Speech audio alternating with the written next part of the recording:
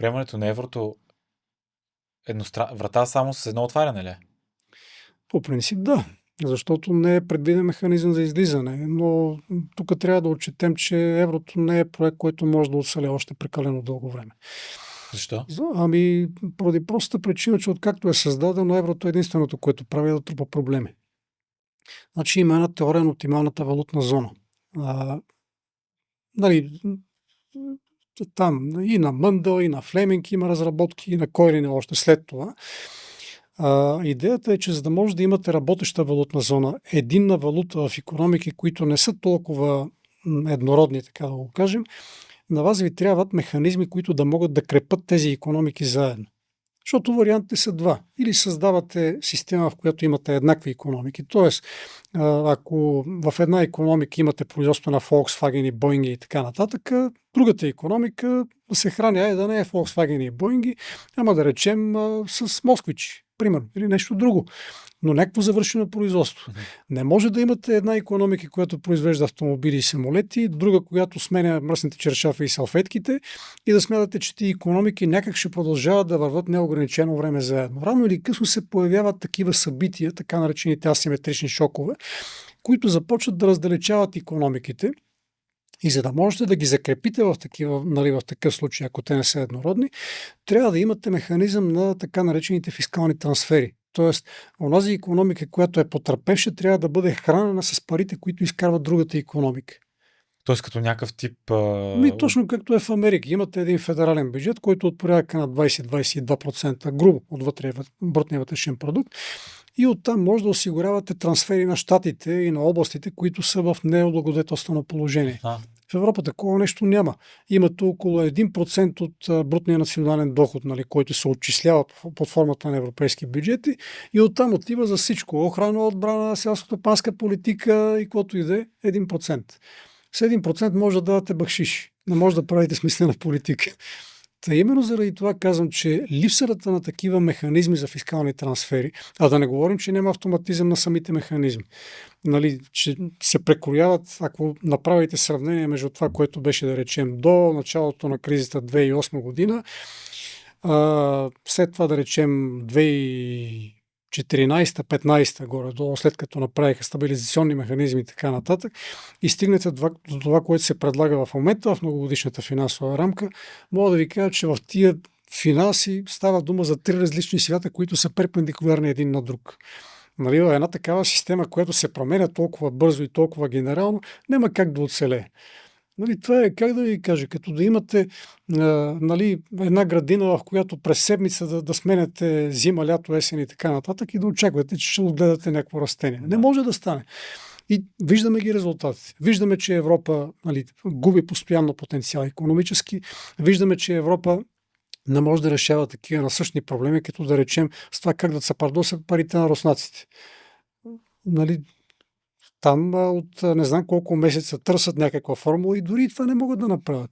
Ама извинявайте, еврозоната не може да направи, това е един от любимите ми примери, не може да направи собствена рейтингова агенция. Става дума да съберете едни чиновници, да им дадете един офис, да лепнете табелка на вратата и оттам нататък да карате всички европейски банки да се съобразяват с това, което излиза от бюлетините на тази рейтингова агенция. И това ли няма? Значи Европейската комисия преди някъде около 10 години излезе с едно решение, че за да не се повтаря ония епизод, когато дълговата криза, си спомняте, беше инспирирана от намаляването на рейтингите на дълговите книжа на еврозоната от трите големи агенции Fitch, Standard & Poor's и Moody's. За това на нас ни трябва една наша си европейска агенция, която тя да се ни дава рейтингите и след дългогодишни опити стигнаха до извода, че тая работа няма как да стане. Т.е. едва ли няма никакъв контрол? Не става дума за контрол. То не е дори за контрол, а по-скоро правила. Не точно правила, става дума за това, кой ще ви осровак. Значи, вижте, говорихме си преди малко за това, че на човек е добре да живее, понякога опира до банка. Когато отидете там, банката ви дава един рейтинг. Те преценяват надежден ли сте или не сте надежден. Същото нещо става и с държавите. Същото нещо става с Португалия, нали, френското правителство, португалското правителство, всяко, което иска да тегли кредити, на него му трябва такъв рейтинг.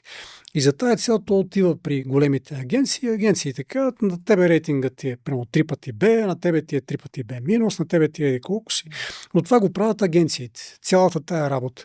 И оттам нататък всяка една банка, вместо да почне да прави своя анализ, тя просто взима на готово рейтинг и преценява колко кредит да ви даде, при каква лихва и така нататък и колко рискова премия да начисли. Когато имате англосаксонски агенции обаче, защото трите агенции, те са англосаксонски. Когато имате 3 англосаксонски агенции и англосаксонския свят има някакви противоречия с континентална Европа, най-лесното, което могат да направят е да ви посекат рейтинга. Защото като ви смъкнат рейтинга, означава, че автоматично ви дигат разходите за лихви и ситуацията става олеле. Бомба.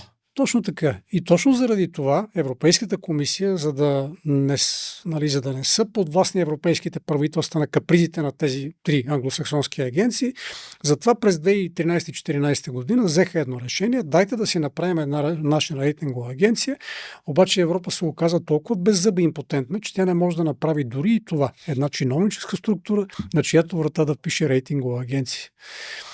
Всъщност, нали, като си говорим за това какво може и какво не може Европейския съюз и еврозоната, виждате, че тя може все по-малко.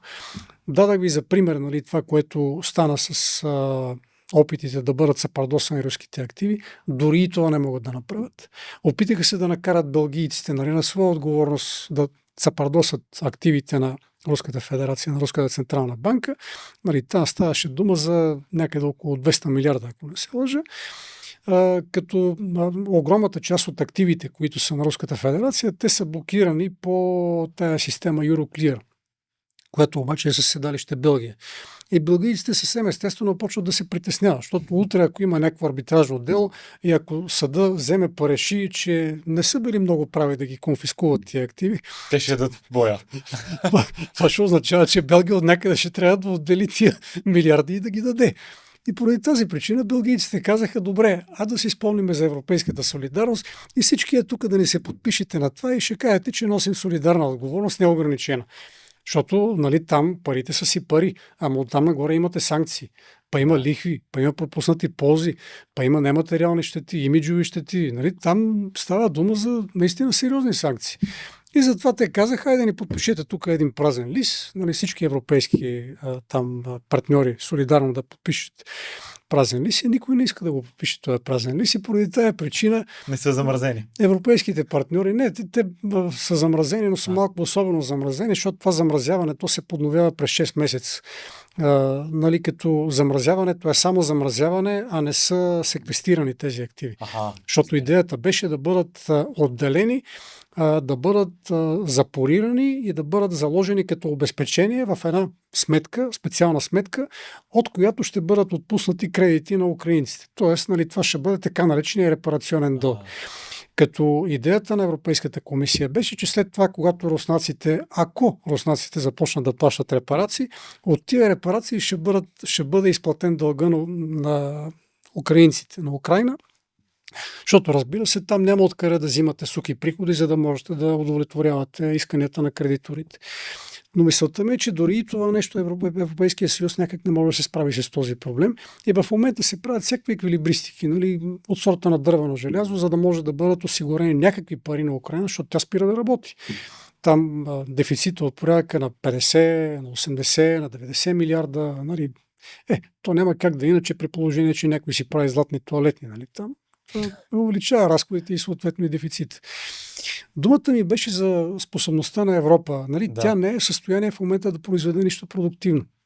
Ако направите съпоставка с алтернативните системи, нали, прословутите системи от БРИКС и сложите от едната страна постиженията на Европа, а от друга страна това, което правят БРИКС, някак ще видите, че онези икономики, въпреки че са обект на първични и вторични санкции, някак успяват да се справят и то не е лошо.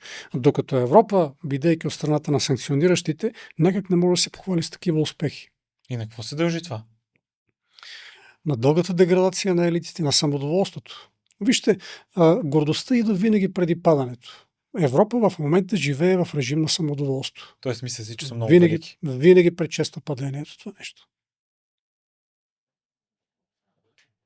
И сега и ние влизаме в кюпа. Значи, Ами няма да бъде приятно и няма да бъде добре. Нали, влизайки в еврозоната, означава, че ние ще трябва да правим всичко това, което до сега не бяхме длъжни да правим. Разбира се, 9 от 10 нали, обикновени потребители, ако ги питате по улицата, нали, знаете ли какво означава влизането в еврозоната, за тях нещата се изчерпват с минутките за реклама. Нали, сменяте си паричките. левчетата, нали, той е устарял, деградирал български лев и така нататък. Сменяте го с хубавото розово пухкало евро и вече ще станем някак по-така и ние, нали, като хората. Да, ама какво стои отдолу, нали, защото това е куфар с двойно дъно. Едното от нещата, които трябва да правите, е да се съобразявате с решенията на Европейска централна банка. Защото в момента, независимо, че ние сме в режим на валутен борд, вързани за евро и прочие, когато Европейска централна банка вземе решение, да речем на квотен принцип, всеки да купува ти 2 милиарда, ти 5 милиарда, ти 10 милиарда дългови книжа, да речем на Франция, Испания, Португалия, т.е. емитенти, към които вторичните пазари не проявяват кой знае колко голям интерес, така да го кажем, Европейска централна банка от време на време взема такива решения, разпределя ги на квотен принцип и всички брати разбойници в еврозоната трябва да се съобразяват с тия решения. Когато сте извън еврозоната, няма такива решения. Тоест за вас това нещо не важи.